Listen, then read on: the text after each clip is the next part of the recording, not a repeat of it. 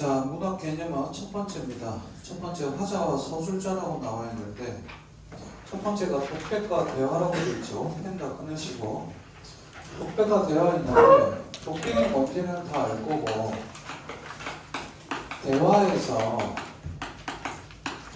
희곡에서 대화는 대사가 있겠는데 희곡에서 대사 말고 대화 중에서 여기 보면 이제 말을 건네는 방식과 독해의 혼잣말이 있는데 가운데 겹치는 부분이 있어. 근데 시험 문제에 나오는 거는 내가 알다시피 뭐 대화냐 대화체냐 그걸 구별해야 되지, 그렇지? 대화체 구별하는 건 선생님이 한 2번 정도 해줬는데 세 번은 했던 것 같아. 여전히 아직도 헷갈리는 애들이 있어서 다시 한번 봅시다. 대화체가 있고 대화체랑 똑같은 거는 뭐? 말을 건네는 방식이에요. 대화체랑 똑같은 건 말을 건네는 방식인데 얘를 찾는 방법이 첫 번째 밑에 표를 보면 알겠지만 청자가 일단 있는 경우 청자가 있는데 그렇지만 뭐가 없어야 돼? 청자가 있지만 청자에 뭐가 없어야 돼? 그렇지. 청자에 대사가 없어야 돼.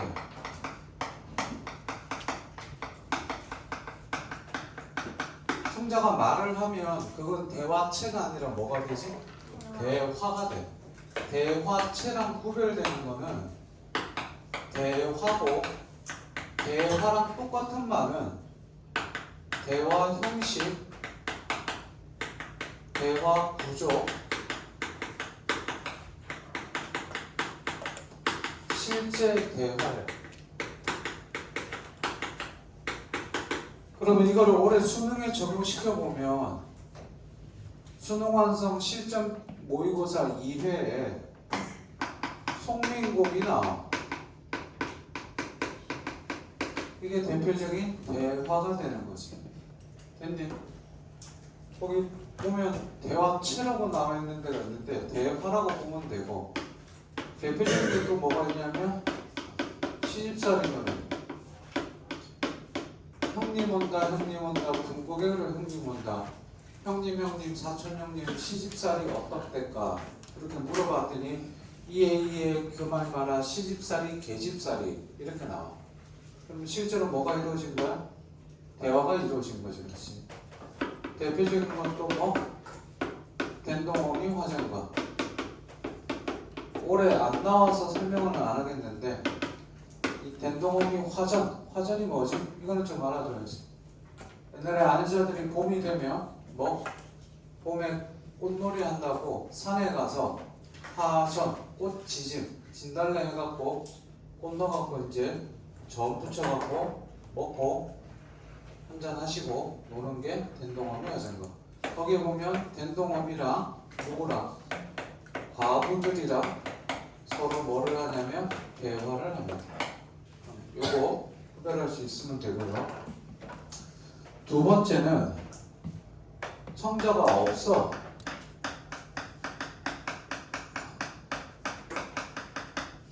청자가 없다 하더라도 대화체, 말을 건네는 형식이 될 수 있는데 뭐를 보고 찾냐면 종결어미를 보고 찾을 수 있죠. 그럼 이 종결어미에는 뭐? 청류형, 명령형.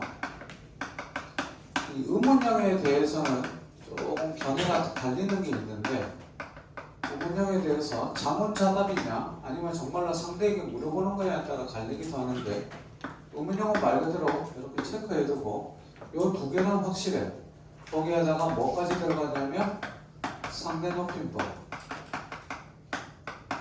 고등학교 1학년 때 지금 엄매 안 하더라도 1학년 때 아마 상대 높임법을 배웠을 텐데 상대 높임법은 뭐를 하는 거? 청자를 뭐 높이거나 낮추는 거를 상대 높임법이라고 그러지. 그러면 청자, 듣는 이를 높이거나 낮추는 건데 실제로 청자가 없다 하더라도 상대 높임법을 쓰면 뭐? 대화체라고 할 수 있죠. 그럼 수업 시간에 패드 들고 오지 마. 갖고 온 애들이 쉬는 시간에 다 갖다 두세요. 꺼내지 마. 됐니? 여기까지? 됐어? 대하체랑 말을 건네는 방식이 갖고 이렇게 나온 거야. 그럼 봅시다. 함께 가자 우리 이기를. 이러면 어떻게 돼? 함께 가자 우리 이기를. 그러면 이건 대하체가 돼요 안 돼요? 대하체가 되겠죠. 이해돼? 우리라고 하고 말을 건네는 특징. 됐습니까? 이게 첫 번째고, 그게 그래서 밑에 보시면 맨 밑에 표에다 별표를 쳐두세요. 맨 밑에 표에다가 별표를 쳐두고, 말을 건네는 방식은 대화체 혹은 대화적 어조, 요게 되는 거예요. 그리고 대화체 가지고 답이 되는 경우에는 웬만하면 원숭이도 다 찾습니다. 그러니까 니네가 확실하게 딱 봐도 보이게끔 딱 나와요. 알겠니? 그럴 때 구별하면 됩니다. 다음 페이지 보면 대화체 한 번 더 나와 있죠, 그렇죠? 그래서 맨 밑에 보시면, 맨 밑에 표 보시면, 그리고 아직까지 수능에서 대화적 구성이 옳은 적절한 선비로 된 적이 없으니까 깊이 고민하지 않아도 돼 라고 돼 있는데 한 번밖에 안 나왔죠. 됐지? 근데 대화체는 그냥 쉽게 생각해서 대화라고 생각하셔도 돼요. 다음 페이지 봅시다. 서술자 시점 나옵니다.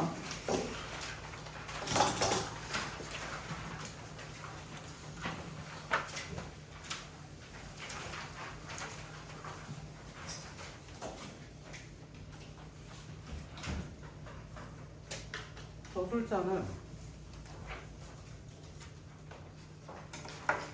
아다시피 소설에서 나오는 개념이고,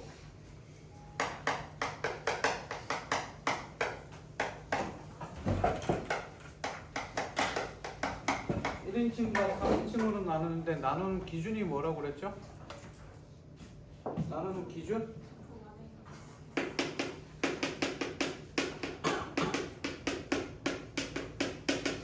나오니? 네. 서술자의 위치예요. 서술자의 위치. 1인칭은 다 같이 어디? 자꾸 안에 있고, 얘는 작품 밖에 있어요. 문학 개념어는 얘들아 정리하는 거야. 그러면 하다 보면 지금 웬만큼 성적이 문학 웬만큼 나오는 1등급 애들은 오늘 만약에 20개를 설명하면 모르거나 헷갈리는 게 한두 개 있을 거고, 그 이하 등급들은 조금 더 많을 거야. 됐니? 그러니까 아는 거를 좀 더 정확하게 안다고 생각하고 100% 알게끔 한번 잘 해봅시다. 1인칭에서 거기 이제 보시면 1인칭 시점과 3인칭 시점에서 이렇게 나오고, 그 다음 여기서 1인칭 주인공이 있고 관찰자가 있고 전지적이 있고 작가 관찰자가 있어. 학교에서 아마 가끔 가다가 서술자와 그 독자의 거리 개념이 시험에 이제 가끔 나오기도 하는데,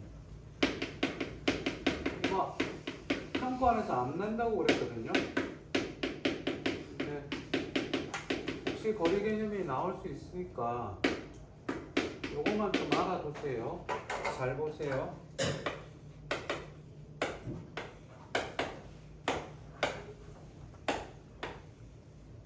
이렇게 보시면 되고,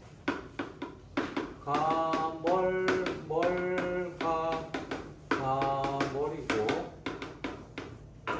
얘가 1인칭 주인공이랑 전지적 작가 시점이고, 얘가 1인칭 3인칭 관찰자 시점입니다. 됐니? 잘 봐. 서술자 이것만 외워두면 혹시나 거리 개념이 나오게 되면 그냥 이거 하나로 끝나. 1인칭 주인공인지 전지적인지 시점 정도는 다 찾을 수 있죠. 그래 안 그래? 그지? 그럼 시점을 내가 찾았으면 서술자랑 등장인물이 1인칭 주인공이야. 그러면 서술자와 독자의 거리가 가깝다. 그럼 맞아 틀려? 서술자와 독자의 거리가 가깝다. 그럼 맞아 틀려? 맞게 되지. 그렇지? 왜 그런지 설명해 줄 수 있는데 복잡하니까 몰라도 돼. 그냥 이 표만 외워도 돼.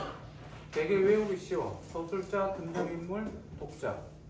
멀가, 얘들은 특징이 뭐냐면 얘는 인물의 뭐를 제시할 수 있어. 심리를 제시할 수 있는데 1인칭 관찰자 같은 경우는 심리를 제시하기도 하지만 주인공이 누구야? 그러니까 주요 인물의 심리를 얘는 제시하지 못해. 그래서 그냥 그것까지는 알 필요 없고 그냥 요것만 그냥 알아두면 어디 가서 거리 개념으로 막힐 일은 없을 거야. 알겠니? 오케이? 네. 이게 세 개는 두 개라니까. 1인칭 주인공 전지죠. 그러니까 저거 가깝다고 세개다 포함하는 거야. 어? 이쪽 반대 세 개를 다 포함하는 거야. 일찍 주는 거죠. 다시 무슨 말인지 모르겠어. 천천히 얘기해.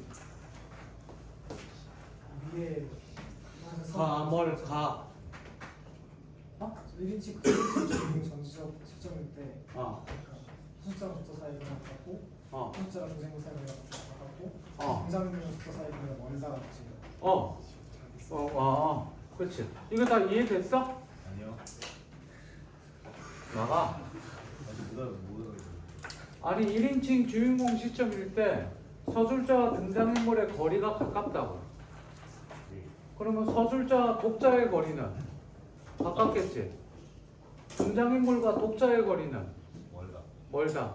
자 이렇게 생각해봐. 여기서 거리 개념이 0인 게 있어. 뭘까? 거리 개념이 거리가 아예 없는 게 있어. 뭘까? 1인칭 주인공 시점에서 서술자가 등장인물과의 거리는 0이지. 왜? 서술자가 누구 1인칭 주인공은 내가 누구 얘기해? 내가 내 얘기하니까 거리 개념이 있니 없니? 거리 개념이 아예 없지. 이거 너무 깊이 보지 말고 이렇게 가볍게 그냥 봐도. 알겠어요? 다음 1인칭 주인공은 내가 내 얘기하잖아. 그래 안 그래? 자, 자같이 1인칭 주인공 시점의 특징. 1인칭 주인공 시점의 특징. 1인칭 주인공은 내가 내 얘기를 하다 보니까 서사 위주일까? 내면 심리 묘사 위주일까? 내면 심리 묘사 위주야. 내면 심리 묘사 위주가 되고, 그러다 보니까 내면 심리에는 당연히 뭐가 있겠니? 갈등과 관련된 얘기들이 많이 나오게 돼. 자, 얘가 다리 준다고 쭉 뻗고 있어. 그럼 나는 얘를 때릴까 말까 이런 갈등을 할 수 있겠지. 처음 알아. 뭐 이런 것들, 그지? 이해돼? 흰머리가 났어. 흰머리가 났는데 뽑아 말어. 자이나 웃지 마, 비웃지 마. 심하게 비웃는 거 아니야? 자, 흰머리가 났는데 이걸 뽑을까 말까? 왜 뽑아야 돼? 뽑는 이유는 뭐 올드해 보이니까. 안 뽑는 이유는 지금 나한테는 색깔이 중요한 게 아니지. 그지? 하나도 아쉬울 테니까. 그러니까 내면 심리 묘사 갈등이 되겠지. 그래서 갈등을 위주로 많이 하되 심리 묘사 위주로 많이 하는 게 돼. 그래서 독자에게 뭐를 주냐면 자기가 자기 얘기하다 보니까 독자에게 친근감과 신뢰감을 형성해. 친근감과 신뢰감을 형성합니다. 지금 얘기하는 것들은 선생님이 지금 다 외우고 얘기하죠. 니들도 외우고 있어야 돼. 됐니? 그 밑에 보면 특징들이 있으니까 그거 보시면 되고. 됐죠? 그러니까 당연히 뭐일 수밖에 없어요. 뒷페이지 보지 마. 뒷페이지 보지 마. 내가 뒷페이지에 있는 거 얘기하면 당연히 있는 거 아는데 내가 왜 써줄까? 뒷페이지에 없는 얘기가 있으니까 쓰라고. 몇 페이지니? 4페이지 밑에 보시면 있죠? 쓰세요. 쓰면서 외워. 칸 있잖아, 거기다. 그치? 5페이지에 설명이 있는데 5페이지에 있는 걸 보지 말고 4페이지 밑에 쓰면서 외우고 나중에 5페이지를 보세요. 됐니? 야, 안 써도 될 거면 내가 5페이지를 그러니까 봐. 니네가 그냥 쓰고 외우게 하려면 4페이지만 넣어놨겠지. 근데 5페이지를 넣어놓은 이유는 설명이 상세해서 이거 4페이지도 쓰고 5페이지 보면서 한 번 더 공부하라고. 봐. 이리 지금 관찰자는 내가 내 얘기하니 내가 다른 타인 얘기하니? 타인 얘기하죠. 다른 사람 얘기해요. 그러면 당연히 누가 주인공이에요? 얘가 주인공이죠. 얘가 무슨 인물? 다 같이? 얘가 주요 인물이에요. 그럼 물어보자. 주요 인물의 심리 묘사에 용이하다. OX. 주요 인물의 주인공의 심리 묘사에 용이하다. OX. X. 그러면 서술자의 심리를 제시하고 있다. OX. 서술자의 심리를 제시하고 있다. OX. 헷갈리는 애들이 있네. 나가 뭐가 돼요? 나는 부수적 인물이자 뭐가 되니? 서술자가 되지. 근데 내가 다른 사람 얘기하더라도 내가 내 심리는 쓰겠니 못 쓰겠니? 당연히 알겠지, 그렇지? 그러니까 서술자의 심리는 제시합니다. 그렇지만 주요 인물, 주인공의 심리는 제시하지 못하죠. 그냥 내가 바라보고 짐작할 뿐이지. 됐어요? 요거 알아두시면 돼요. 이리 지금 주인공은 뭐 잘 안 나오는데 관찰자 나오면 서술상 특징으로 시험 문제에 나올 확률이 굉장히 높아집니다. 꼭 알아두시고. 그럼 물어보자. 객관적으로 서술하고 있다. OX. 하나, 둘, 셋. 내가 바라보니까 객관적이니 주관적이니? 주관적일 수밖에 없어요. 주관적이에요. 주관적. 그래서 만약에 1인칭 관찰자가 하는데 객관적으로 서술하고 있다 그러면 맞다 틀리다? 객관적으로 서술하는 건 뭐가 있을까? 4개 중에서 4개 중에서 가장 객관적인 건 얘입니다. 가장 객관적. 말 그대로 눈에 보이는 것만 서술자가 눈에 보이는 것만 제시해요. 그 등장하는 인물의 심리를 내면 심리 묘사 제시한다 안 한다 하지 않습니다. 그래서 가장 객관적이고 가장 사실적이에요. 아니 쓰지만 사실 되게 전지적 작가 시점은 다 알 거고 인물의 모든 인물의 내면 심리까지 다 묘사를 하죠. 그렇죠. 고전 소설 같은 경우는 대부분 뭐가 됩니까? 전지적 작가 시점이 돼요. 어떤 놈이 홍길동전의 저자가 누구니 그랬더니 홍길동이요. 길동이가 자전 소설을 쓴 건 아니잖아. 전우치전은 그러면 전우치가 썼나? 박시전은 박씨가 쓰고 그만해야겠다. 이렇게 정도 보시면 됩니다. 전지적 작가 시점이 제일 잘 나오는데 이 중에서 자 선생님 설명 하나 할게요. 잘 보세요. 한 페이지 넘기셔도 돼요. 한 페이지 넘기시면 자 객관적 서술 해갖고 관찰자 시점과 관련해서 표 밑에 보세요. 자주 나오는 개념어가 객관적 서술. 그래서 그냥 주관적의 반대라고 생각하면 된다는 거고 그 다음 가볍게 보시고 6페이지 잠깐 보시면 6페이지 넘기시면 맨 위에 표 밑에 특정 인물을 초점화자에 동그라미 치고 별표 쳐두고 제한적 전지적 시점 이라고 되어 있는데 칠판 보세요. 지금부터 개념 설명합니다. 밑에 나와 있지만 설명 듣고 서술자가 그 속에서 등장하는 인물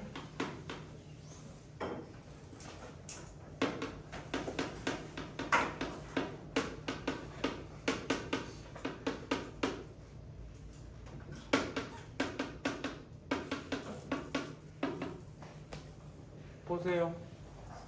서술자가 민재, 정환이, 범섭이 얘기를 합니다.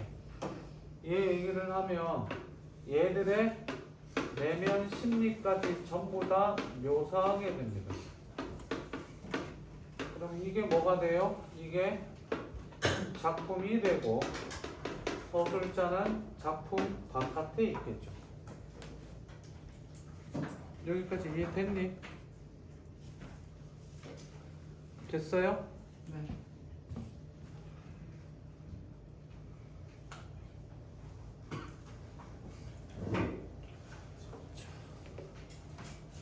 근데 잘 보세요. 서술자는 여전히 작품 밖에 있는데 서술자가 경준이라는 애가 되고 후보, 최군, 사내 이렇게 얘기한다고 칩시다. 얘는 작품이 되죠. 얘가 무슨 인물? 얘가 무슨 인물? 거기 나와 있는 얘가 무슨 인물? 이게 뭐야? 왜 그래? 거기 특정 인물 초점하자라고 돼 있으니까 보이나요? 보여 안 보여? 보이지? 여기 잘 봐. 얘가 특정 인물의 시각으로 혹은 초점되는 인물의 시각으로 어떻게 보고 있다 이렇게 나오면 잘 보세요. 누구의 내면 심리만 묘사할까요? 얘의 내면 심리만 묘사합니다. 경준이가 후보를 보고 잘생겼네, 태군을 보고 젊네, 사네, 개싸가지네 라고 생각했어. 그러면 얘들이 그렇게 행동하는 걸 얘기할 때 잘 들어. 서술자는 얘들의 심리를 제시하지 않아. 얘들의 심리를 제시하지 않고 마치 이 경준이가 얘가 얘 본 거니까 누구의 시선으로? 얘의 시선으로만 보는 거지. 그러니까 특정 인물의 시선으로 바라보는 거야. 그러면 잘 봐. 분명히 서술자가 밖에 있으니까 얘는 뭐가 되니? 3인칭인데 인물의 심리까지 얘기하니까 무슨 시점? 전지적 작가 시점이 맞단 말이야. 근데 얘의 내면 심리는 제시하는데 얘들의 심리는 제시한다, 제시하지 못한다? 제시하지 못해. 그러니까 앞에 뭐가 붙냐? 제한적이라는 말이 붙는 거야. 이해됐나요? 얘가 제한적 정지적 작가 시점이에요. 그러면 여기서 수능에 나오는 걸로 얘기해 줄게요. 제한된 전지적 작가 시점이란 말은 수능에 나오지 않습니다. 나오지 않고 지금 얘기했던 특정 인물의 시선, 특정 인물의 시각, 초점 인물의 시선으로 뭐 바라보고 있다. 이렇게 나오면 뭐라고 생각하는데 이 개념을 생각하면 돼. 됐어요? 에? 쓰세요. 거기 보시면 그래서 오른쪽이 뭐가 되니 얘들아? 제한적, 전지적 작가 시점 2번에다가 써둡니다. 오른쪽에다가 제한적, 전지적 작가 시점 그만 자고 제한적, 전지적 작가 시점 특정 인물의 시각을 빌려 한다. 얘가 제한적, 전지적 작가 시점이야. 아! 맞다! 기다려.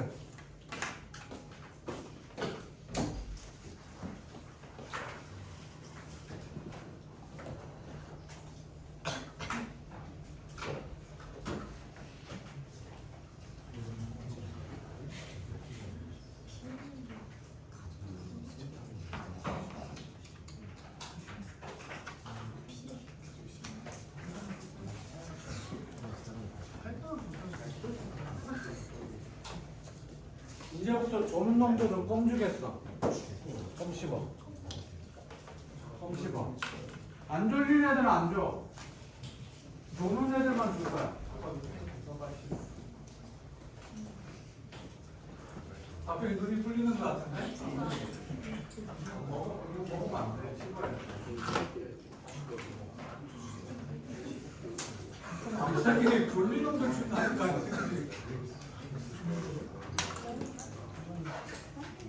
조는 놈들만 줄 거야.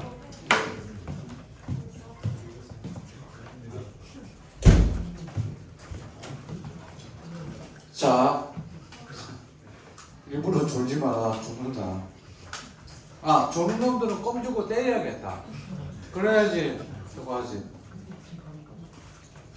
다음 페이지 보시면 인물의 제시 방법이라고 되어 있는데 거기 인물의 제시 방법이라기보다 인물의 성격 제시 방법이라고 썼어요. 성격에다가는 뭐라고 쓰느냐? 7페이지예요. 성격에다가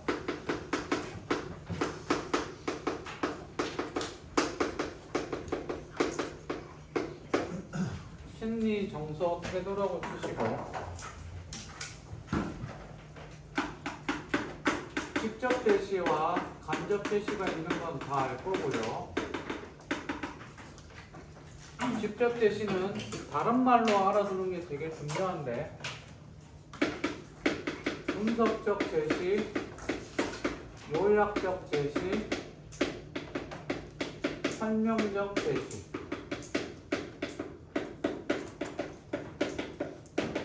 이렇게 합니다.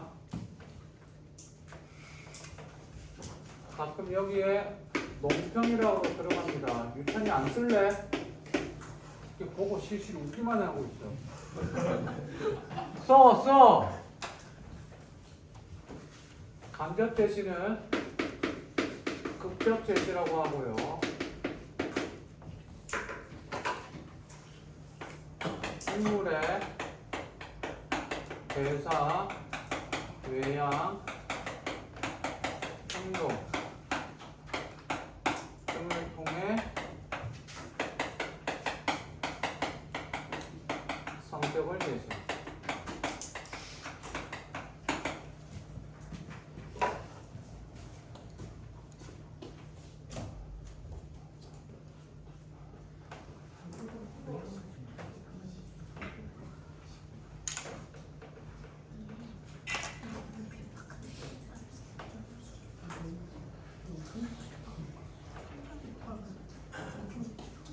다 썼어요? 필히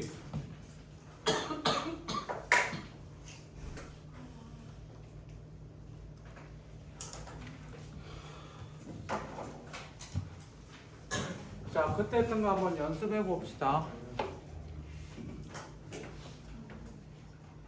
어깨를 들썩이며 흐느끼고 있었다. 그녀는 직접 간접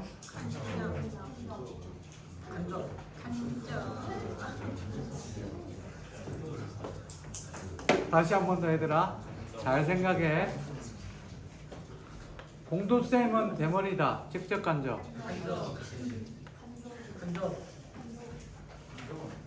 직접이야 간접이야? 직접 손 직접 손 간접 손 모르겠다 손 왜? 뭐야? 약간 머리가 비었다면 확실히 간접인데 대머리는 직접 대머리가 성격이야? 대머리가 심리야? 대머리는 어떤 정서인데? 어디 왕관계 없나 여기는? 창문이 매달 수가 없네. 얘들아 대머리는 성격이 아니야. 심리도 아니고 태도도 아니야. 정서는 더더욱 아니고. 어? 너 이렇게 놀래. 자, 그녀는 어깨를 들썩이며 흐느끼고 있었다. 직접 간접. 행동이니까 간접이지.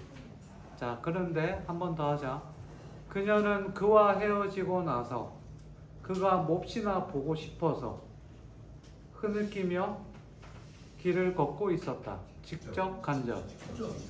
직접이지. 어떤 단어가 어떤 게 들어갔어? 그가 보고 싶어서라고 인물의 심리를 직접 제시했지. 됐니? 직접 간접 정확하게 구별하세요. 다음 거기 보시면 논평이라는 데인데 논평에다가 동그라미 밑줄 쳐주세요. 직접 설명, 해설, 요약, 논평. 오른쪽에 대사와 행동, 외양 묘사 됐습니까? 이 정도 보시면 되고 자, 8페이지 보시면요 8페이지 보면 묘사라고 있습니다.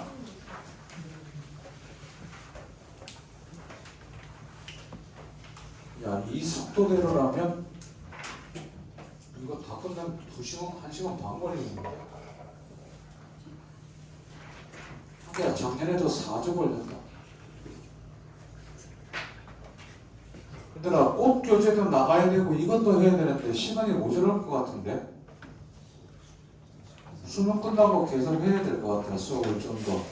그때는 괜찮지, 니네 시간 많으니까. 어차피 할 거 없잖아. 수강료는 안 받을게. 감수 니들 안 되는구나. 왜냐면 특강하면 재수생들은 수업 끝나고 뭐 하면 돼? 술 마시면 되거든. 그치? 아침에 수업하고 낮부터 술 먹는 거지. 낮술 먹고 취하면 어떻게 된다? ABM이도 몰라본다. 원래 옛말이 그런 말이 있었는데 그 말이 바뀌었대. 왜? 내 친구가 술 처먹고 낮술 먹고 동네 집 앞에서 근처에 뻗어 있었대. 전봇대 옆에. 그래서 사람들이 웅성웅성 모인 거야. 근데 엄마가 지나가는데 사람들이 저거 아유 저기 누구 아들 아니에요 그랬더니 아니에요 그러고 가더래. 그래서 말이 바뀌어야 된대. 뭐 낮술 먹고 취하면 ABM이가 몰라본다. 묘사에는 첫 번째 순서가 뭐예요? 행동, 외양 묘사, 행동 묘사 뭐 이거는 다 알 거고요. 그다음 배경 묘사가 있는데 얘가 좀 중요하죠. 있나 밑에? 밑에 배경 묘사를 써도 돼. 이게 문학 작품 중에서 어디에 나와야 따라 다르는데 칠판 잘 봐. 자, 이제부터 책이 없는 내용이야. 이게 시나 운문에서 나오게 되면 현대시에서 나오게 되거나 운문에서 이렇게 나오게 되면 운문이라는 거는 고전시 같은 거지.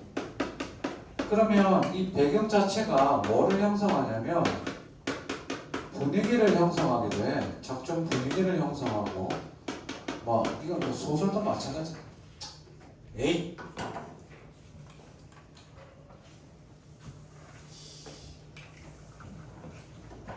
분위기를 형성하고 인물의 심리를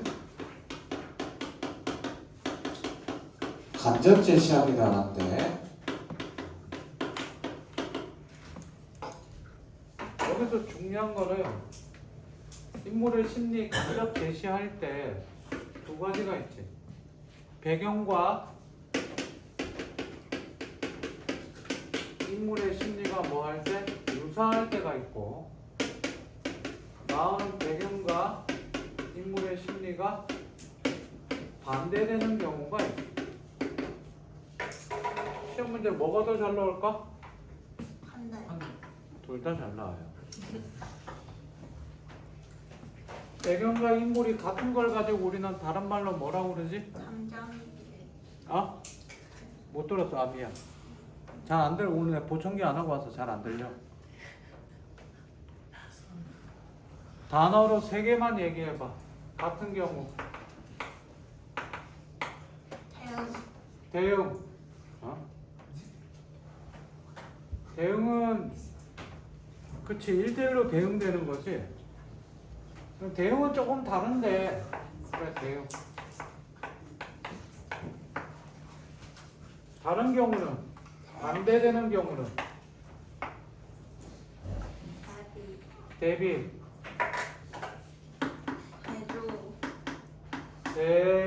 대조는 차이점.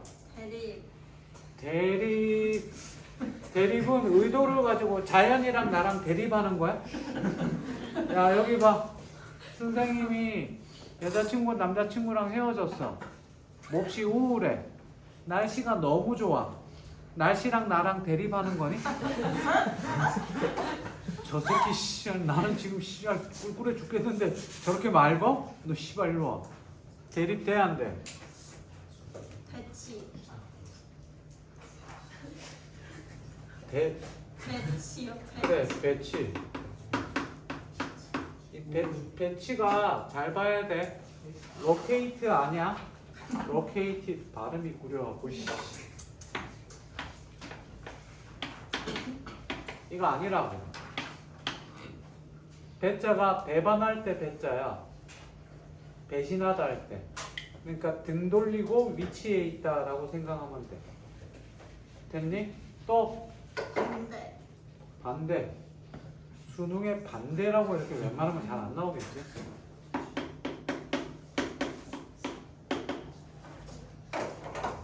얘는 같을 경우 인물과 배경의 자연의 심리, 자연과 인물의 심리가 서로 합의. 동치. 합치. 동치.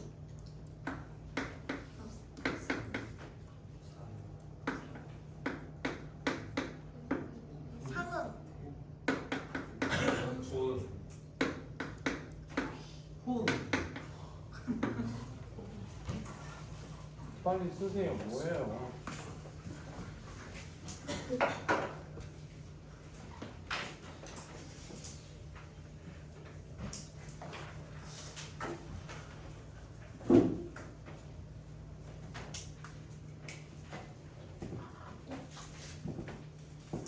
둘 다 크록스예요. 네. 어? 화이트를 달라고? 내가 화이트를 쓸 것 같니? 필기 자체를 안 하는데? 다 됐어요? 자, 같을 때는 자, 배경이랑 인물의 심리랑 같은지 다른지는 찾을 수 있지. 그래 안 그래? 야, 내가 기분이 꿀꿀해 쓸쓸해. 성 안에 창밖에 부슬비가 내리고 잔나비가 구슬프게 울지. 떠나간 님이 몹시나 보고 싶다. 그러면 자연과 인물의 심리가 조응이야 대리야? 조응이 되겠지. 이해돼? 인물의 심리를 간접적으로 드러나고 작품의 분위기를 형성하면서 배경 소설 같은 경우에서는 소설에서는 배경 자체가 하나의 상징성을 띠기도 해요. 배경 자체가 상징성을 띠고 소설 같은 경우 배경이 뭐? 주제를 효과적으로 드러내. 주제를 암시하기도 하죠. 그래서 배경하면 딱 떠오르는 소설 두 개가 있지. 첫 번째 이효석의 다 같이 메밀꽃 필 무렵. 그거 생각하면 돼.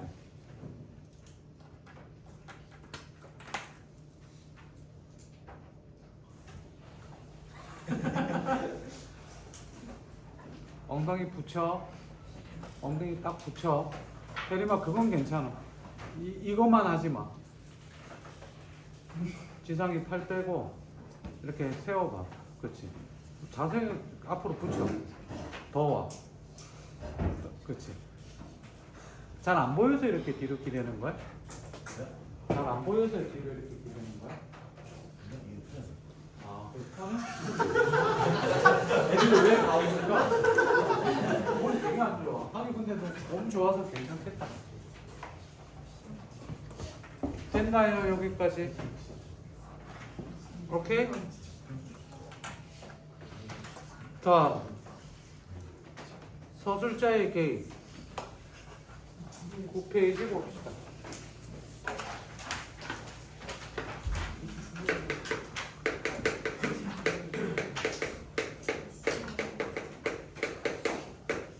똑같은 말은 작가의 개입이 있고 비슷한 말로 편집자적 논평이 있는데 비슷한 말이라기보다는 편집자적 논평은 엄밀히 따지면 어디에? 이 서술자의 개입에 포함이 돼. 한 종류야. 이해됐니? 정의 정확하게 봅시다. 누가? 서술자가 진행되는 사건이나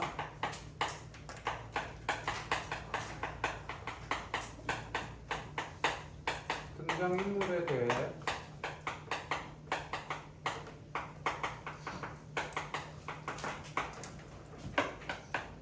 자신의 감정을 표출하거나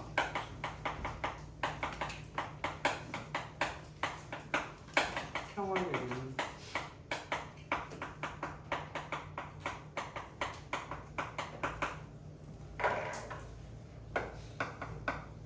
주로 소리적 표현.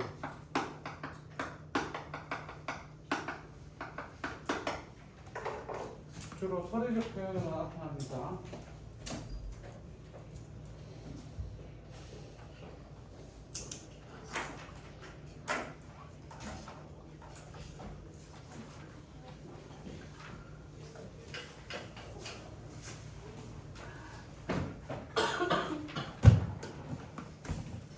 소설자의 개입은 어디에서만 나오죠? 언제적 전 고전 소설에서만 거의 나온다고 보시면 돼요. 그렇지? 잘 나오고. 그리고 올해 고전 소설에 수능완성 실전 모의고사 5회를 얘기하면 안 되지. 큰일 났네. 아! 특강 듣는 사람 손. 니들 중에 여기서 모의고사 보는 사람만 들고 안 보는 사람 내려. 화요일 날 모의고사 본다며. 이거 안 보는 사람만 손 들라고. 다음 주 화요일 날. 다시 한 번 더 잘 들어. 특강 듣는 애들 중에 다음 주 화요일 날 니네 풀 모의고사 본다며. 다음 주 화요일 날 봐 안 봐? 그러니까 안 보는 사람 손 들어 보라고. 안 보는 사람 괜찮아. 아 잠깐만 미안. 보는 사람 손 들어. 아 미안.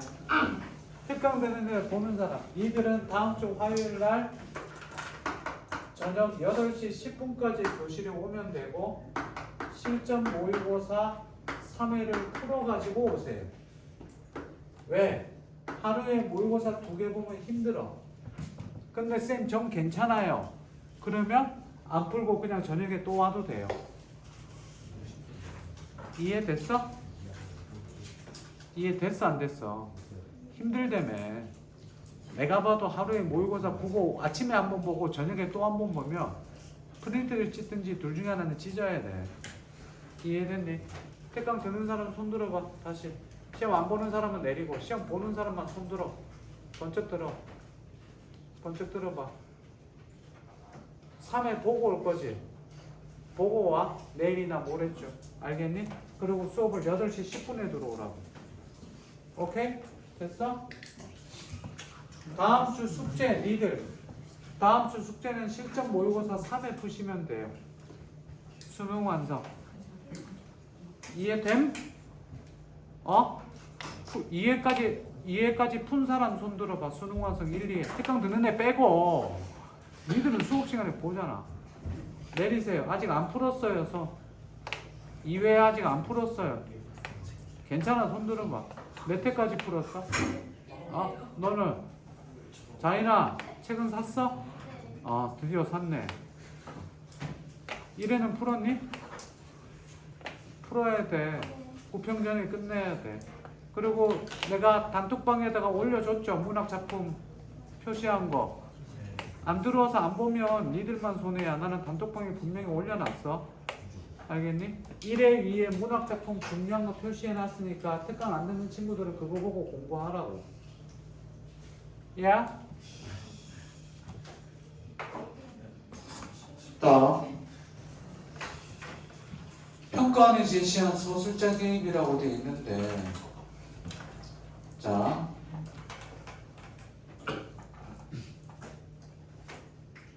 그 진하게 그 표시되어 있는 부분 있지? 밑에 거 2010 공부 위에 거. 거기 보면 편집자적 논평은 소술자가 개입하는 여러 가지 방식 가운데 하나일 뿐이다 라고 되어 있고, 그래서 밑에 표 있죠. 표 위에 보면 서술자의 개입은 편집자적 논평, 감정의 노출, 독자에게 말을 건네는 서사흐름 끊기라고 되어 있는데, 여기도 볼때 안 그래도 이거 설명하려고 했는데 칠판 보자.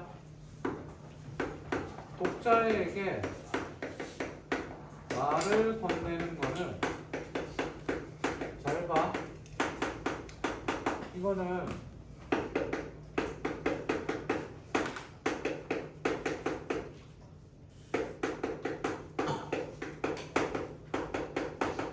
한소리 사설의 문체라고 하고 중요해. 한소리 사설의 문체라고 하고 그래서 어디에?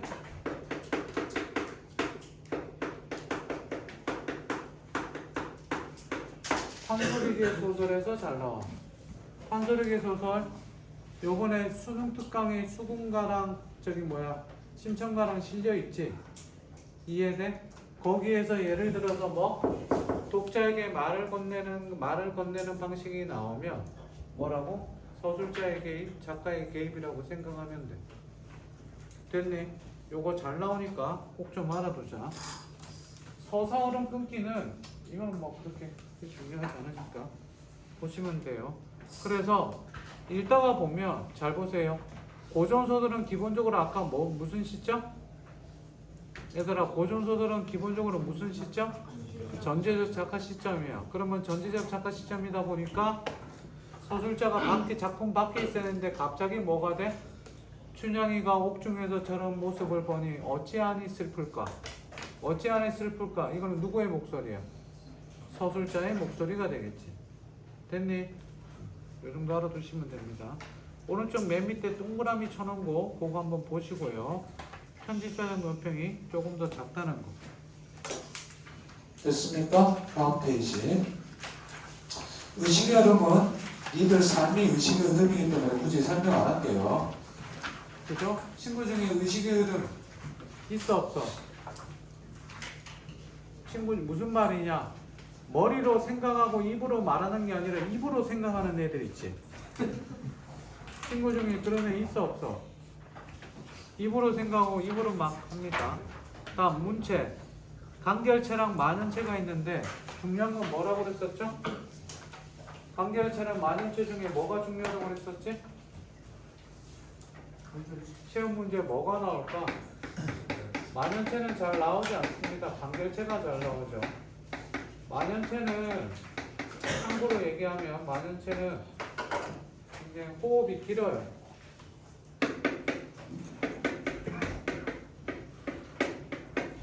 호흡이 길고 천천히 나와. 근데 간결체는 당연히 어때요? 주로 어디에서 많이 쓰인다고 그랬지?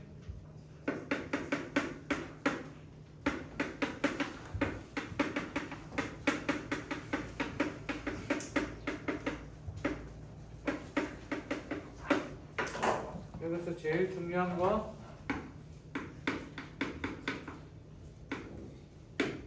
주로 all of가 아니라 다 같이 뭐? most of. 속도감을 사건 전개를 하면 속도감을 주면 다 같이 뭐를 준다고 배웠었지 우리? 속도감을 느끼면 뭐를 느끼게 된다? 뭐?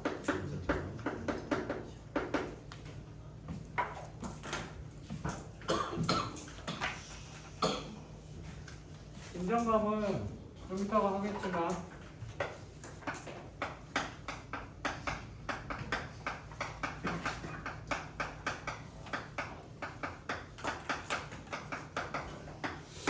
이거랑도 연관이 있죠.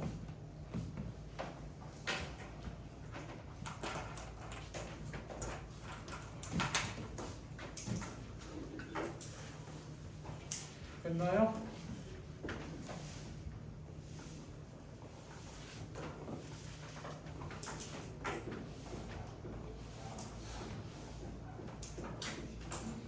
(12페이지) 1시간 했는데 이제 10페이지 한 거야?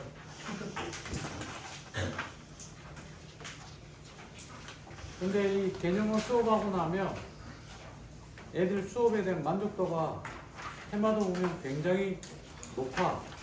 뭔가 좀 정리되는 것 같고 몰랐던 거 다 채우는 것 같고 그러지 않아? 얘들아 복습할 때 밑에 예시까지 다 읽어봐야 돼. 그러려고 일부러 복사해 준 거야. 알겠니?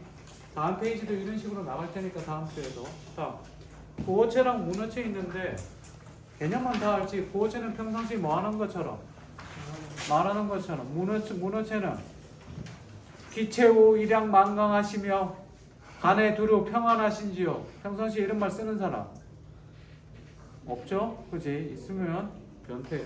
자 알아두고 다음 율문체랑 운문체가 있는데 가볍게 봐두세요. 13페이지 보시면 표 밑에 보면 율문과 운문 모두 운율이 있는 것을 의미한다. 그래서 운율이 있는 거는 율문체라고 생각하시면 돼.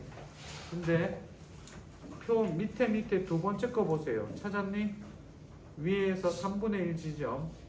기본적으로 산문은 운율감, 리듬감이 느껴지지 않아. 하지만 판소리를 옮겨 적은 판소리계 소설은 동그라미 소설의 뼈대에 맞게 각색이 이루어지기는 했지만 밑줄 특이하게도 운율감이 나타난다. 그래서 왜냐하면 판소리를 소설로 썼기 때문입니다. 그러면 여기서 정리 한번 해봅시다. 평가에서 운율감과 똑같은 말을 뭐라고 그러지? 리듬감이라고 그러죠. 운율감을 형성하는 방식에는 크게 세 가지가 있습니다. 뭐가 있어요? 첫 번째 뭐? 그냥 반복하면 안 되지.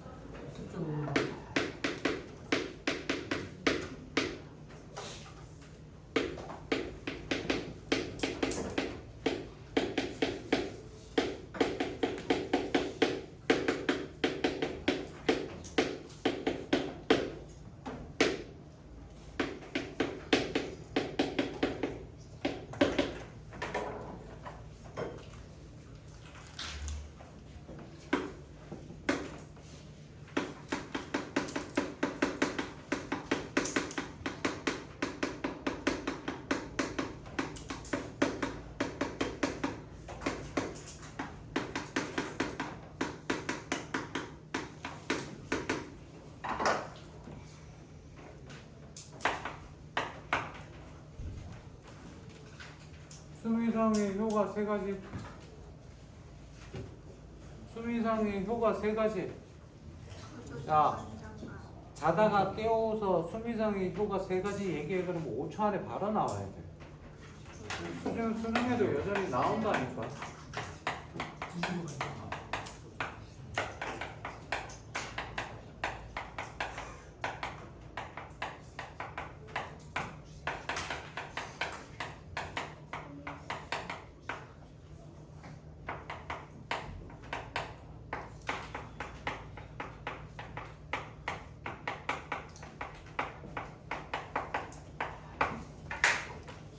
두 번째 뭐?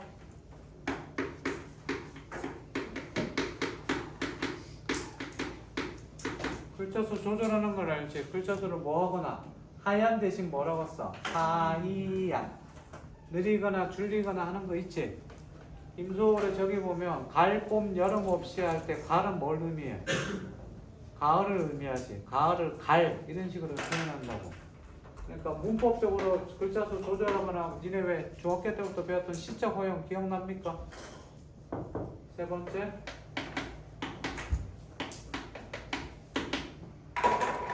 시험 문제는 이렇게 나옵니다.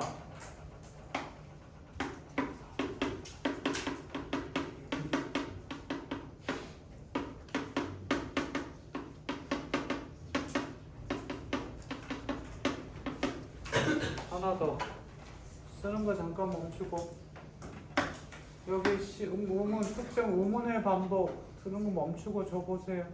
음절의 반복, 시어의 반복, 식구의 반복, 행의 반복, 연의 반복 나오면 이렇게 나오는데 여기에 뭐가 들어가느냐? 여기 있는 게 들어갑니다. 그러면 리듬감을 형성한다. 이걸로는 답이 될까 안 될까? 모든 시는 다 운율감이 있으니까 이거는 다 맞아요. 그럼 여기에 이것들 중에 뭐가 있는지 찾으면 되겠죠. 되셨어? 다음 두 번째 별개로 반복의 효과는 두 가지가 있습니다. 뭐죠? 반복 왜 하니? 강조하려고 하고 그 다음 뭐? 리듬감 형성이죠. 두 개 외워둡니다. 선지의 개념은 서술상 특징 혹은 표현상의 특징 이런 거 나오면 바로 맞출 수 있어야 돼요. 됐어요?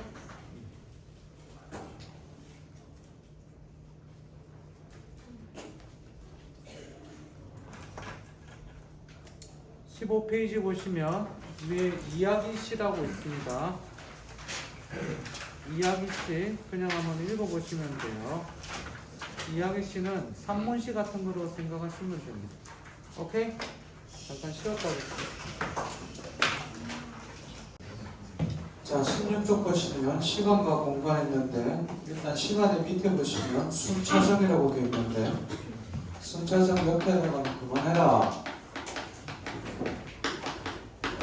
순차적 옆에 들어가면 추보식 구성이라고 써주시고요. 그러니까 순차적이라는 건 시간 순서대로 가는 거죠. 그렇죠? 시간의 순서대로 가는 거. 시간 순서대로 가는 거는 쉽게 찾을 겁니다. 거기 나오는 그 대신에 이제 그 표지를 잘 보셔야 돼요.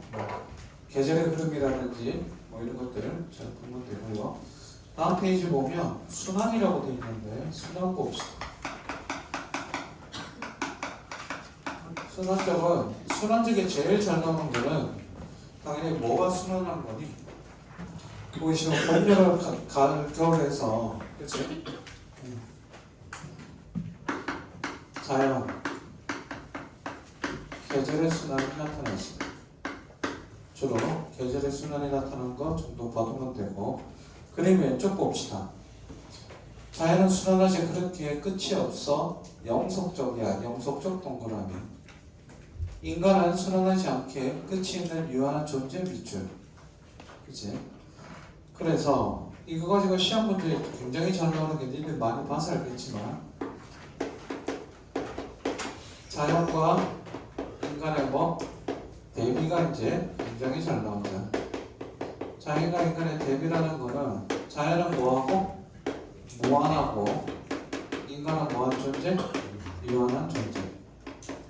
시험 문제 또 어떻게 나오냐면 자연은 뭐하고 불변하고 불변이라는 거는 영속적이라는 얘기고 인간은 변한다는 얘기지. 인간은 변하기에 곧 영속적이 많고 한계가 있고 죽음을 맞이하게 된다는 거 정도 알아두면 됩니다. 그래서 인간은 유한하기에 유한한 존재이기에 뭐를 느끼냐면 인생은 다 부질없다는 인생 무상 혹은 다른 말로 무슨 감? 그냥 무상감을 느낀다라고 되어 있습니다.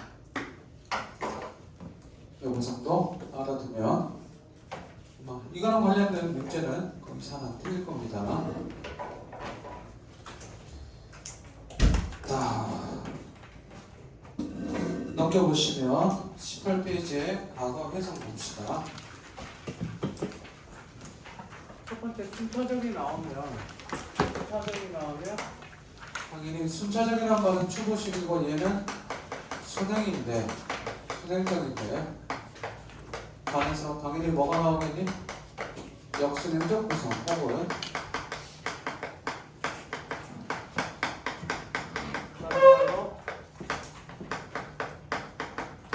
역전적 구성이라고 돼 있어. 얘는 당연히 개념이 어떻게? 현재에서 뭐 한다 다 같이? 과거를 돌아보거나 과거를 회상하는 거. 근데 전에도 한번 설명했었지만 원래 역선적 구성이라는 거는 나는 일주일 전에 아빠랑 같이 피자를 먹은 게 떠올랐다. 이거 가지고 원래는 역전적 구성이라고 하지 않아. 무슨 말인지 알아? 그러니까 일주일 전에 아빠랑 어디 가서 뭐 했고 뭘 먹었고 그래서 뭔가 일어났다는 사건이랑 얘기가 전개가 돼야지 그게 원래는 엄밀히 따지면 역전적 구성이야. 근데 수능에서는 그냥 그거를 구별하지 않아. 수능에서는 너무 어려워지면 니들이 힘들어하니까 그냥 현재에서 과거 돌아보면 과거 회상하는 장면이 나오면 그냥 뭐 역전적 구성이라고 생각하면 돼. 됐나요? 가운데 화살표 있는 거 바로 밑에 봅시다. 단순 과거 회상과 달리 역전적, 그 입체적이라고 돼 있는데 아예 장면이 전환되어 과거의 배경 속에 인물이 등장하고 그 속에서 사건이 진행되는 서술 방식. 이게 역천적 구성이야. 근데 밑에 줄 보면 둘이 구별할 필요는 없다. 그냥 과거 해상이 있는지 없는지 정도만 받으면 됩니다. 됐습니까? 오케이? 자, 다음 페이지 보시면 쓰세요. 정리할 사람 정리하고.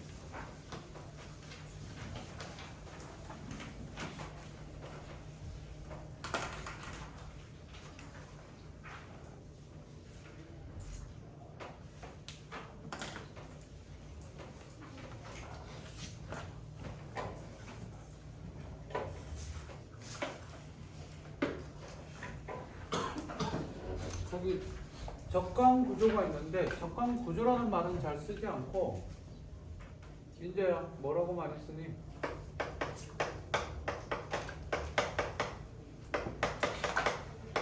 적강 화살어가 많이 씁니다. 뒤에 화살 모티프가 나오는데 그냥 지금 할게요.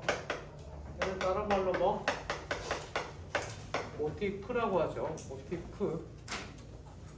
화살 모티프는 뭘 의미한다고 그랬지? 얘들아 모티프 정의가 뭐야? 이야기에 자주 등장하는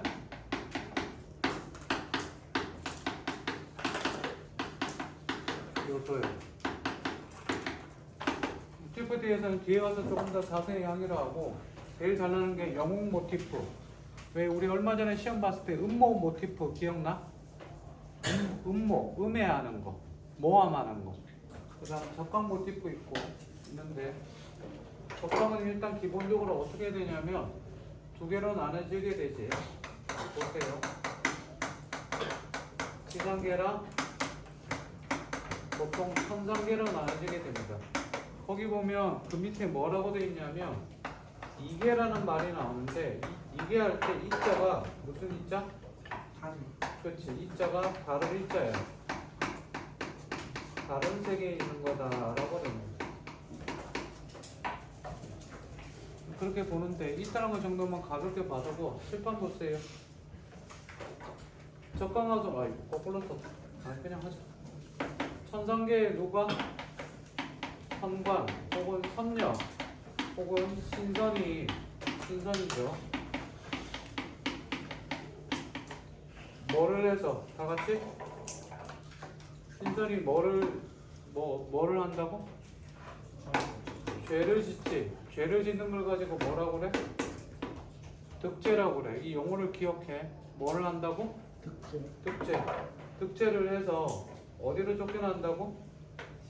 지상계에 있는 인간으로 뭐 하게 된다? 환생하게 됩니다. 인간으로 환생하게 되는데 인간 세계로 뭐 당한 거니? 인간 세계로 뭐 당한 거야? 추방당한 거지. 생각해봐. 천상계랑 지상계 중에 당연히 어디가 더 좋겠니? 천상계가 더 좋겠지. 이해돼? 인간 세계로 추방당한 것 자체가 추방당한 게 뭐를 한 거야? 벌 받는 거지. 그럼 인간 세상에서 살아가면서 주로 뭐로 나타나는 경우가 많아? 영웅으로 나타나는 경우가 많지. 됐어. 천상계와 지상계는 서로 연결돼 있니? 분리돼 있니? 천상계와 지상계는 연결돼 있어? 분리되어 있어? 서로 연결되어 있지. 연결되어 있다는 말은 이어져 있지. 이어져 있다는 말을 가지고 뭐라고 그래? 무슨 세계관? 자 일단 봐. 지상과 천상으로 나눠져 있으니까 무슨 세계야? 이원적 세계관이야. 됐니? 이원적 세계관인데 얘들이 이어져 있다, 끊어져 있다, 단절돼 있다, 이어져 있다. 이어져 있지. 자, 칠판 봐라. 인간이 태어날 때 주목. 인간이 태어날 때 누가 나타나서? 선녀가 나타나서 누가 태어날 것이니까 얘 운명은 어떨 거다라고 이렇게 얘기해 주는 경우가 많아. 됐니? 그러면 천상의 일이 인간의 지상의 일에 뭐 영향을 미치게 되죠. 다시 한 번 더.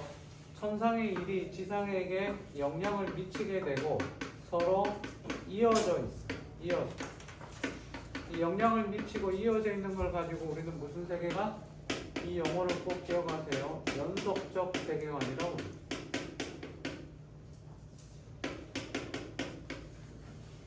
서로 영향을 미치고 이어져 있으니까 이 용어를 꼭 기억합니다.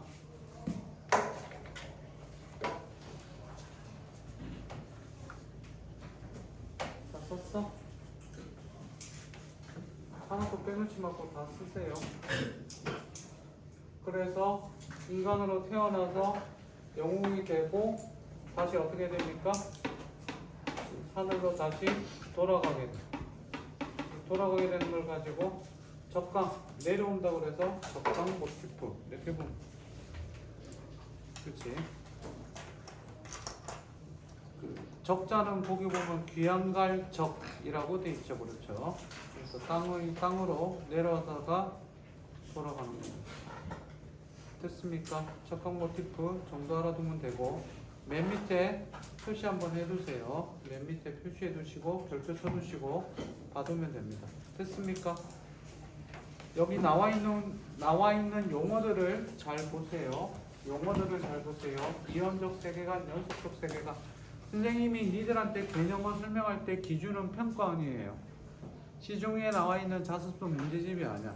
좀 이따가 나중에 우리가 다음 주나 다다음 주 되면 객관적 상관부를 할 텐데 그때도 얘기했지만 객관적 상관부는 수능에 나온다 나오지 않는다? 나오지 않아. 그럼 그 객관적 상관부라는 용어는 그럼 몰라도 돼. 대신 뭐는 알아둬야 돼. 이게 어떤 개념이고 어떻게 시험에 나오는지 그거는 알아둬야겠지. 이해됐어요? 다음 페이지 보시면 환몽구조라고 돼 있어.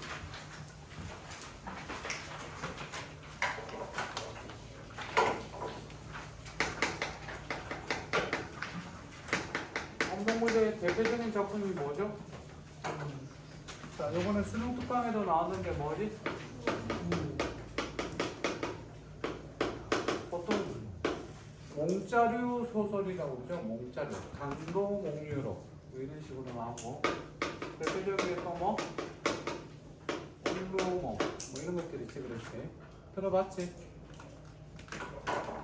환몽구조라는 거는 내가 살고 있는 어디에서 현실에서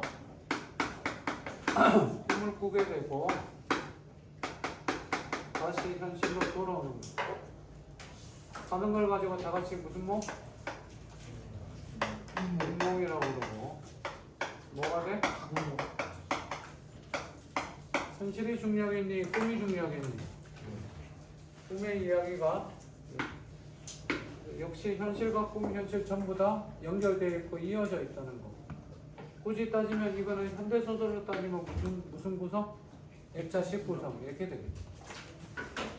됐나요? 요거 정도 알아두시면 됩니다.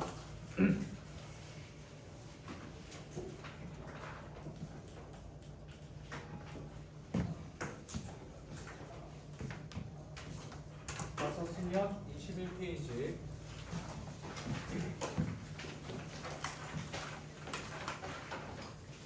(21페이지) 보면 기행이라고 되어 있는데 지난번에도 한번 설명했었는데 기행문은 수필로서 수필이나 고전시에서 굉장히 출제되는데 이번에 우리 유평이 뭐 나왔었죠?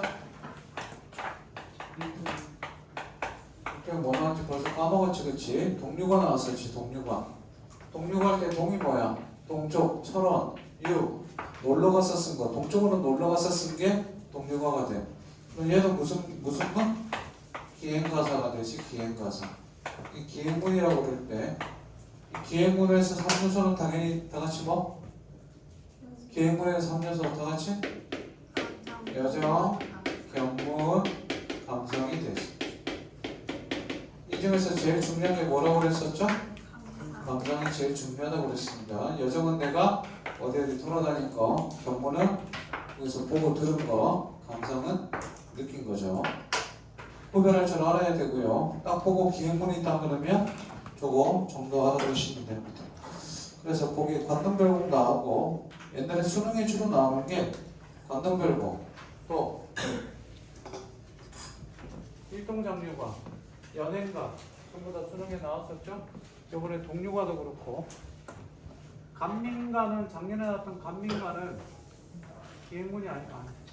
설명 필요 됐습니까? 이 정도 보시면 됩니다. 다음 페이지 보세요.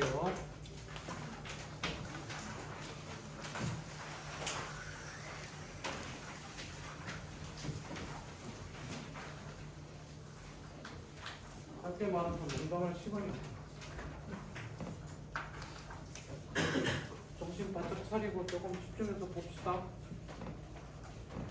자, 소설의 구성 방식, 사건 간의 관계라고 되어 있는데 가운데 밑에 보세요. 인과적, 병렬적, 사파라고 되어 있는데 이건 그냥 말 그대로 그대로 보시면 되죠.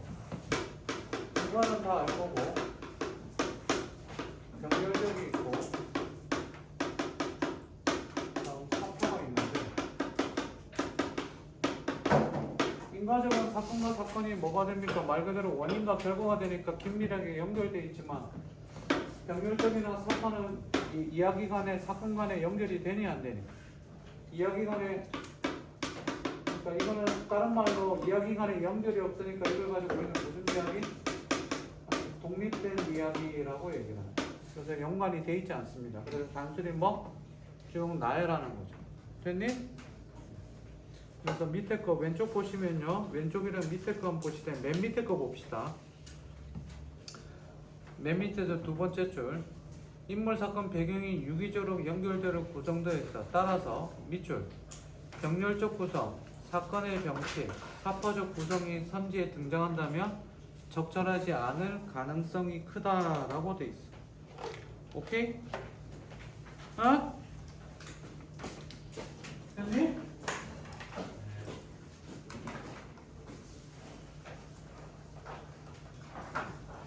아씨 좀 금방 떨어지겠는데? 나 다음 달이 아니라 다음 주부터 숙제 안 해오면 껌 한 통씩 사오게 하자. 그래서 졸린 애들 졸음 깨는 껌 사갖고 졸린 애들 5개 한 번에 먹이기. 하고는 굶겠지. 다음 복선. 복선과 똑같은 말이 뭐지? 복선과 똑같은 말이 뭐예요? 조금 다른데 그냥 요즘 평가원에서 복선이란 말을 많이 쓰는데 평가원에서 암시랑 복선이랑 거의 같은 개념으로 설명을 하더라고요. 그냥 안 주네. 이 정도 봐두세요. 복선. 넌지시 미리 알려주는 거 알고 있죠? 그렇죠? 그 정도 알 거예요. 복선은 곧 뭐라고? 암시라고 생각하면 됩니다. 다음 페이지. 모티프는 아까도 얘기했듯이 이야기에 자주 등장하는 겁니다. 그걸 가지고 모티프라고 그러는데 페이지 25쪽을 보시면 25쪽에 영웅 모티프라고 되어 있습니다. 영웅 모티프. 제일 잘 나오는 게 영웅 모티프고요. 칠판 잠깐 볼래요? 영웅 모티프가 있고 잘 나오는데 결연 모티프가 있고 그 다음 은혜, 모함 모티프가 있고 그 다음 소력찾기 모티프가 있습니다.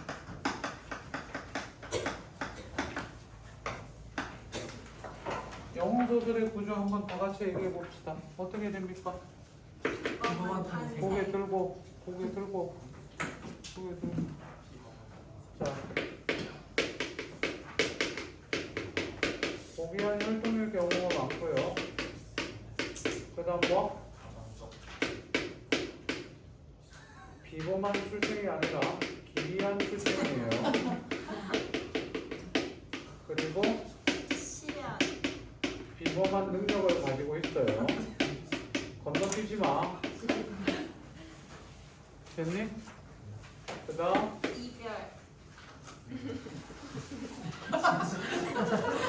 이별 안 할 때도 많아.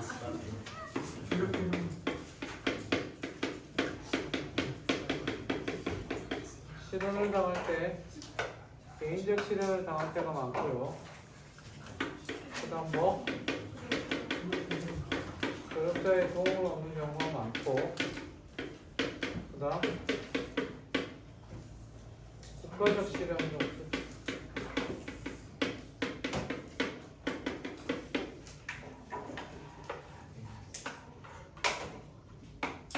극복하게 되고 영웅 탄생이 되죠. 여기에서 조금 뭐 빠지는 게 있을 수 있어도 다 들어갑니다. 화장이랑 옥내 다 가져갔지? 저는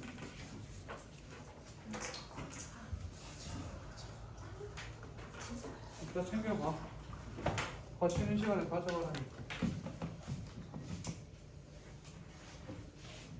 다 썼어요? 조용아 껌 줘? 요즘때 껌 씹고 싶어서 그런 거 아닌가? 넌 눈이 완전히 풀렸다.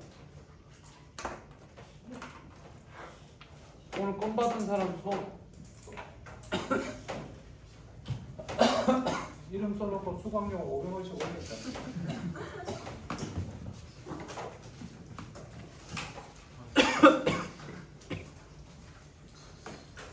26페이지 읽어보세요. 그냥 27페이지도 읽어보시고 28페이지 봅시다.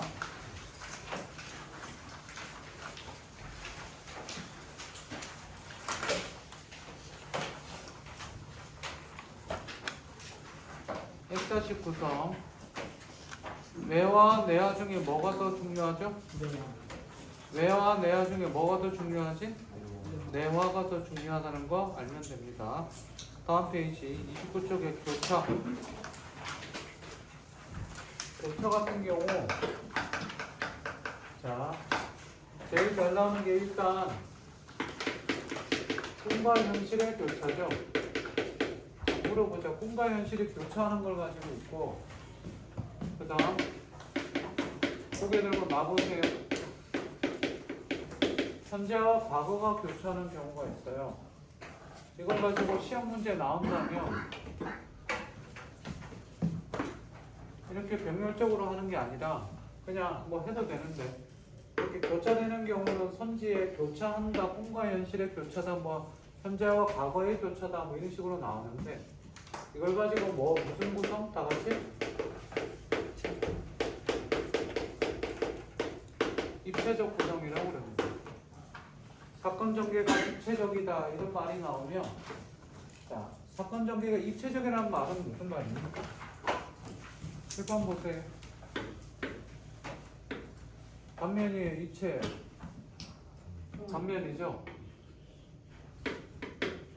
또 단면이 하나 더 나와요. 또 단면이 하나 더 나오고 이야기가 하나가 나오는 게 아니라 자 여기 봐라. 요게 하나의 이야기라고 친다면 이야기가 하나, 둘, 셋, 넷, 다섯, 6개. 그러니까 2개만 나와도 상관없는데 적어도 뭐 하나의 이야기가 아니라 입체적이란 말은 2개 이상이지.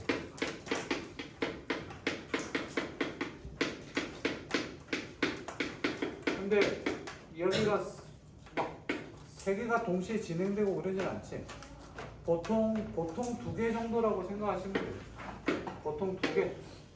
2개 이야기가 동시에 진행되고 하는 경우도 입체적이에요. 무슨 말이냐면 같은 시간인데 예를 들어서 입체적 구성은 같은 시간에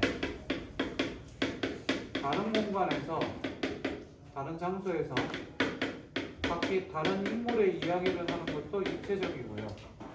아니면 다른 시간에 시간이 아예 달라. 현재에서 과거처럼 같은 인물이나 다른 인물에서 상관없는데 그냥 쉽게 생각해서 얘기가 하나 아니면 2개 이상. 얘들아 얘기가 하나 아니면 2개 이상. 얘기 2개 이상이 동시에 진행되는 게 입체적. 됐니? 그거만 알면 돼. 입체적이라는 단어는 굉장히 잘 나오고 근데 거기 보시면 교차로 바로 밑에 보면 문학작품에서 출제되는 밑줄 교차는 크게 3종류야. 지금까지 교차는 꽤 많이 출제되었지만 국어 영역으로 바뀐 이래로 옳은 선지가 된 적은 한 번도 없대요. 뭐야? 거기 제가 밑줄 쳐놨습니다. 밑에 꿈과 현실의 교차, 다음 페이지 30페이지 현재와 과거의 교차 라고 되어 있습니다.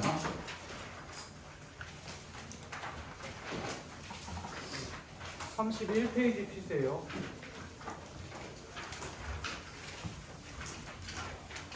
영어소설의 구조는 아까 써줬던 거 그대로 보시면 되고 고귀한 혈통에 뭐 그지 기이한 출생에다가 비범한 능력에다가 위계를 받게 되고 조력자 되고 뭐 이렇게 되는데요. 일반 잠깐 보세요.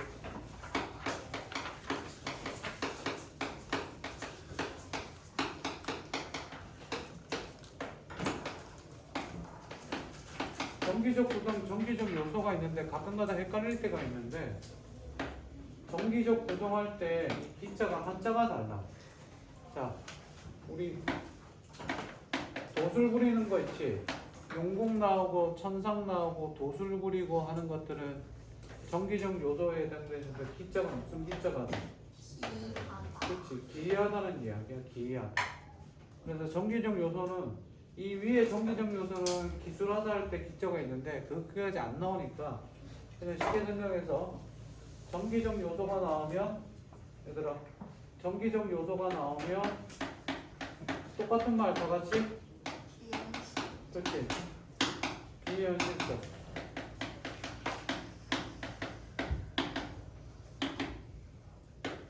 두 개는 같다고 생각해도 돼. 정기적 요소 할 때 정기적은 뭐야? 기이한 이야기야. 기이한 이야기. 현실에 있다 없다? 현실에 없다. 용이 있니? 길동이가 용을 타고 날아와. 있어? 없지? 원장님이 이무기가 됐어. 그럴 수 있지. 그지? 정기적 요소, 비현실적 요소. 주로 뭐 있어? 도술 부리거나 도교서상, 도술 아니면 아까 얘기했던 이게 천상계가 나오기도 하고 용궁도 되니 안 되니? 네. 용궁도 되지. 그래서 신선이 나오기도 하고 선녀가 나오고 그다음 옥황상제 나오고 광안전 뭐 이런 거 나오고. 광안전이 뭐야? 달 속에 있다는 궁궐이지. 옥황상제가 산다는 궁궐. 이걸 광안전이라고 그래. 이런 것들 나오면 전부 다 뭐? 비현실적 요소라고 생각하시면 됩니다. 자, 32쪽 보시면 거의 다 끝나간다.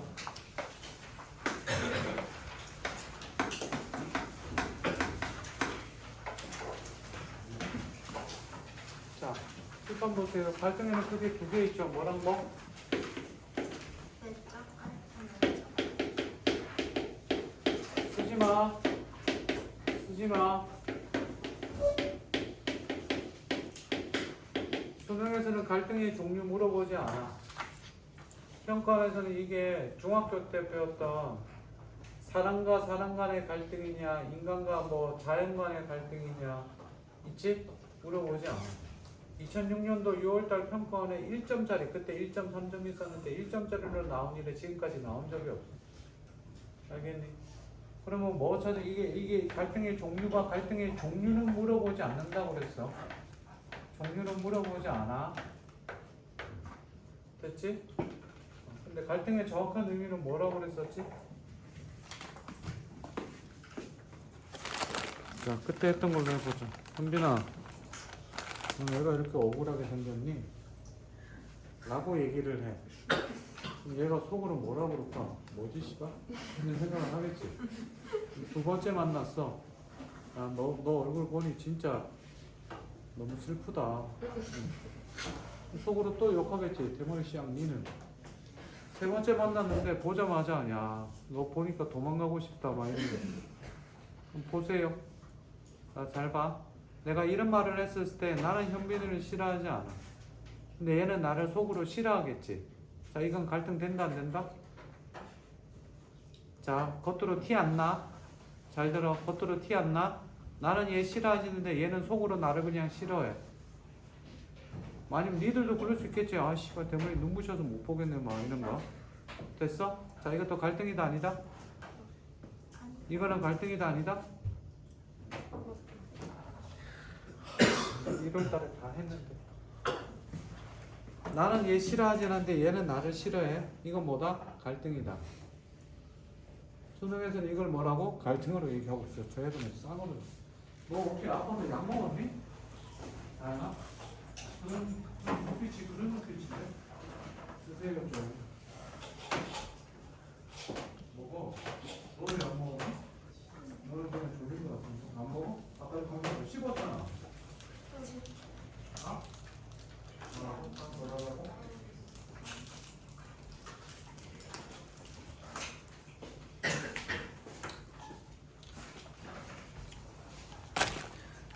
머리가 아파서 큰 병원 갔더니 약사인데 의사가 약을 줬는데 한 알짜리가 아니라 반 알만 주더라고. 한 알 먹으면 어떻게 돼요? 그랬더니 아침에 못 일어났는데 뭔 약이에요? 그랬더니 신경안정제. 어제 참고로 반 알만 진짜 요만큼 이렇게 0.5mg 이거 먹었거든. 아침에 눈이 안 떠지더라고. 그래서 오늘 먹고 자려고. 내일 지각하게. 오래돼서 하고 나면서 지각한 적 한 번도 있는데 한 번 있었어. 아침에는 지각한 적 없어.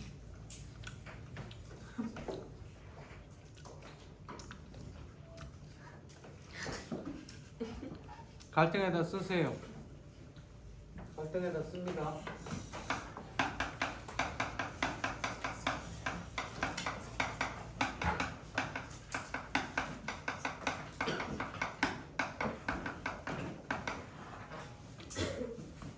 자, 그만. 니들이 거울 봤습니다. 거울이나 저울 봤다고 치자. 내적 갈등이 어떨까? 굉장히 심각하겠지? 그래 안 그래? 현실과 이상의 괴리 뭐 이런 거 되지 않아? 그지? 자, 옆에 애들 보세요. 옆에 친구 얼굴 한번 보세요. 보는 순간 갈등이 유발되죠? 자, 갈등이 쌓이면 뭐가 일어날까? 싸움. 내적 갈등이 일어나면 싸움이 일어나? 내가 나랑 싸워? 저 보세요. 갈등이 쌓이면 뭐가 일어날까?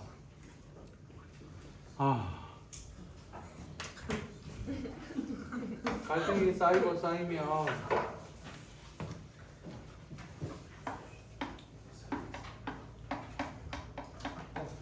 사건과 갈등은 긴밀하게 연결돼요.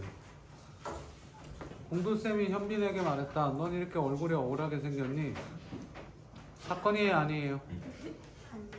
사건이에요, 아니에요? 사건이죠. 얘들아, 다시 한 번 더. 소설에서 일어나는 모든 일은 사건이에요. 소설에서 일어나는 모든 일, 액시던트, 사건이에요. 공두쌤이 현빈에게 말했다. 얼굴이 억울하게 생겼니? 사건이에요. 여러 번 얘기했어요. 그러다가 뭐라고?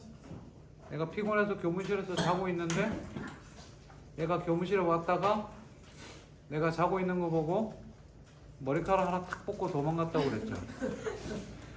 깜짝 놀라서 깨보니까 뒷모습이 얘예요. 그죠? 그럼 보세요. 얘가 내 머리카락 뽑는 건 사건이에요, 아니에요? 엄청난 사건이죠. 사건을 통해서 갈등이 어떻게 돼요? 내가 얘한테 말하는 사건을 통해서 갈등이 촉발되고, 그래서 얘가 내 머리 뽑는 사건을 통해서 갈등이 심화되고 최고조에 달하게 되죠. 그치? 근데 그래도 내가 선생이니까 나가서 밥 한 끼 먹자. 밖에 나가서 맛있는 거 뭐 조촐하게 영륜진사갈비 가서 밥을 둘이 처먹습니다. 미안하다고 사과합니다. 얘도 미안하다고 사과합니다. 미안하다는 사과 하기 전에 밥 먹는 사건을 통해서 갈등이 어떻게 되죠? 해소가 되죠. 사건과 갈등은 긴밀하게 연결됩니다. 기억하세요. 얘들아, 수능에서는 니들한테 문학의 본질을 물어봐요. 소설의 가장 본질 중에 하나가 갈등과 사건이에요. 됐니? 작가는 사건을 통해서 주제를 드러내고요. 인물을 통해서 주제를 드러냅니다. 니들 소설 읽어봐봐. 영화나 소설이나 기본적인 서사 구조를 가지고 있는 것들 보면 작가나 감독이 주제를 어떻게 드러내냐면 인물의 행동이나 인물의 대사나 여러 가지 등을 통해서 주제를 드러냅니다. 됐습니까? 그 정도 알아두시면 돼요. 다음. 34쪽까지 34쪽에 보면 인물과 운명의 갈등이 있죠. 그지? 인물과 운명의 갈등은 그냥 다들 가볍게 읽어보시면 돼요. 대표적인 인물과 운명의 갈등은 김동리의 역마죠. 역마 알아 몰라? 에? 계연이 나오고 성기 나오고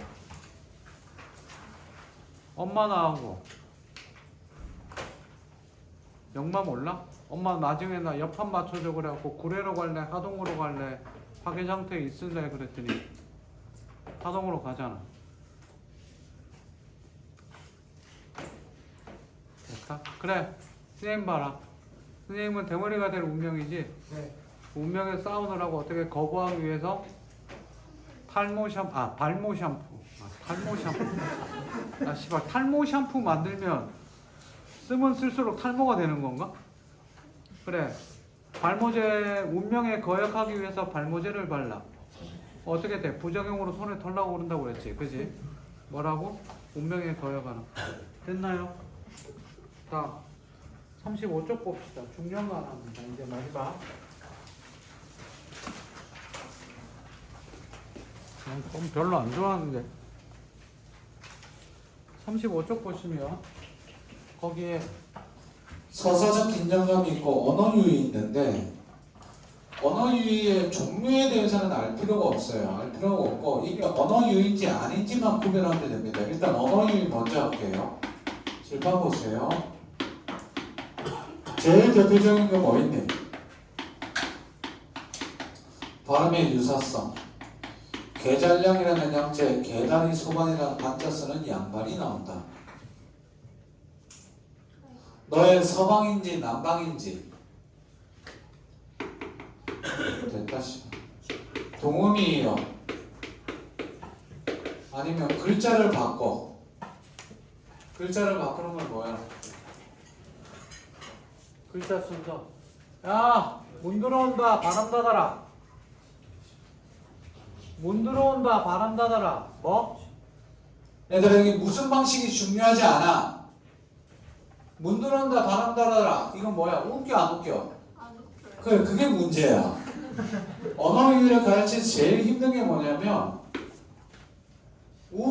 니들이 안 웃어. 야 문 들어온다. 바람 닫아라. 춘향전에 나와. 춘향전에 나왔는데 문 들어온다. 바람 닫아라. 안 웃잖아. 이게 문제. 뭐? 언어 유희. 찾을 수만 있으면 돼. 다음. 거기 보면 서사적 긴장감이 있는데 물어봅시다. 서사적 긴장감. 자, 선생님 봐봐. 그게 잘 들고. 되게 중요한데, 긴장감이 중요한 게 있는데, 서사적 긴장감은 말 그대로 이야기 전개상 긴장감이 되지. 그럼 이야기 전개상 서사적 긴장감은 어떻게 유발될까? 거기 없어. 힌트 봐도 없어.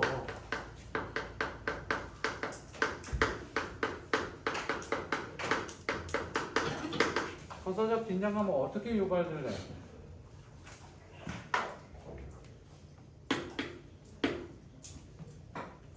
첫 번째.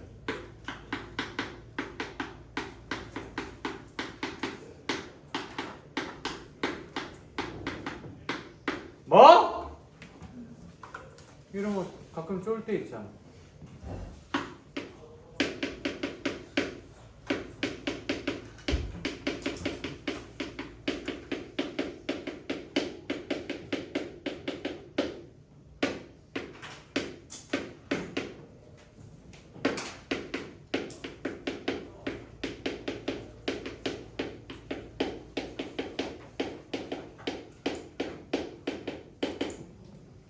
대부분 이렇게 보면 서사적 긴장감을 느끼게 돼. 글 읽으면서 니네 영화 보면서 왜 되게 조마조마할 때 있잖아. 그지? 서사적 긴장감이 그렇습니까? 있다는 걸 정도 알아두고 다음 페이지 넘겨보시면 언어 유희 됐고요. 시적 긴장감. 자, 이거 지난번에는 설명했었는데 표를 치고 적어보세요. 잘 들어.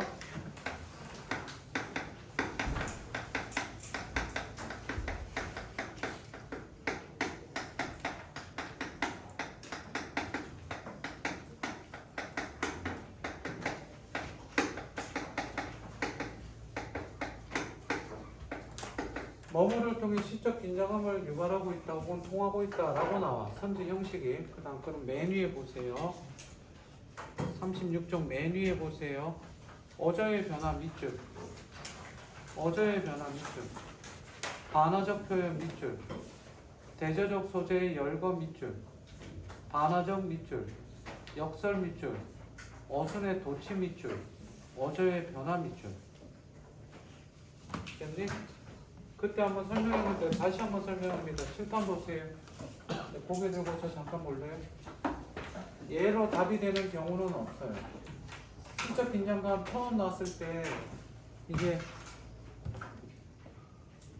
2007년도인가 2008년도인가 그때 처음 나온 걸로 기억하는데 그러고 나서 2010년도인가에 또 나왔는데 시적 긴장감의 개념이 도대체 뭔지 자습서에도 없고 인터넷에도 별로 없어. 그래서 내가 아는 박사 형한테 물어봤어. 물어봤더니 가르쳐 주더라고. 근데 그걸 듣고 나서 과연 이거를 애들한테 가르쳐 줘야 되나 싶었는데 그때만 해도 문제가 2문제, 3문제밖에 안 나왔으니까 그 3문제, 4문제까지 보고 나서 14년도인가 15년도에 4문제까지 보고 나서 애들한테 뭐라고 가르쳤냐면 지금처럼 가르치는데 이 시적 긴장감의 정의도 알 필요도 없어. 민규야 정의도 몰라도 돼. 그냥 얘는 그냥 맞아. 선지 나오면 지금 우리 밑줄 친 거 있지. 여기 보세요. 어저의 변화, 도치, 역설, 단어. 됐니? 이거 있는지 없는지 찾아보면 돼. 그러니까 다시 한 번 더 얘기할게. 시적 긴장 나오면 선지에서 시적 긴장 나오면 잘 봐. 잘 봐. 선지에서 시적 긴장 나오면 이걸로 답이 되지 않아. 이거 있는지 없는지 찾는 소위 말하는 뭐 문제? 표현상 특징 문제. 됐니? 얘들아 됐어? 다시 한 번 더. 시적 긴장 나오면 이거는 무조건 뭐 이거 나오면 낯설게 어려워하지 말고 이거는 무조건 뭐하다? 맞다. 앞에 이게 도치가 있냐 역설이 있냐 반어가 있냐 그것만 찾으면 된다. 됐어? 다음 하나 더. 그거만 하고 쉬. 어제 나왔는데 어제는 뭐? 다음 주나 다다음 주에 어제 시에서 따로 갈 겁니다. 그때 가서 긴장감 그냥 한번 보시면 됩니다. 됐지? 37페이지는 그냥 한번 읽어보세요. 쉬었다 할게요.